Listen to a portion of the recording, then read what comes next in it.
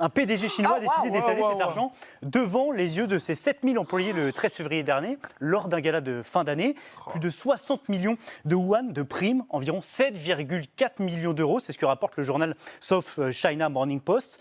Avec, vous le voyez, un jeu très simple pour les salariés, récupérer le maximum de billets qu'ils ont pu ensuite garder. Cette somme impressionnante représente 70% des bénéfices de cette entreprise chinoise, spécialisée dans la fabrication et la location de grues à l'international, un secteur apparemment qui fonctionne très très bien.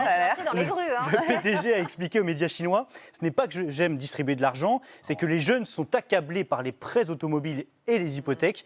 Et toute aide que nous pouvons leur apporter est précieuse. Alors comme si ce n'était pas assez, l'entreprise chinoise a offert une petite rallonge à ses salariés. Au total, 180 millions de yuan ont été distribués aux salariés. Cela représente plus de 22 millions d'euros.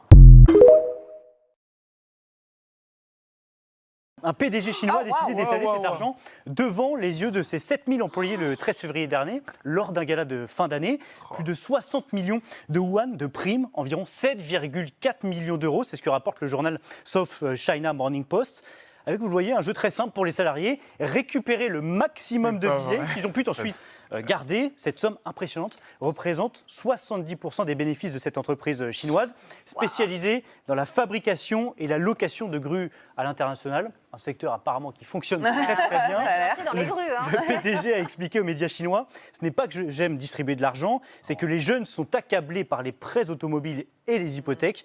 Et toute aide que nous pouvons leur apporter est précieuse. Alors comme si ce n'était pas assez, l'entreprise chinoise a offert une petite rallonge à ses salariés. Au total, 180 millions de yuan ont été distribués aux salariés. Cela représente plus de 22 millions d'euros.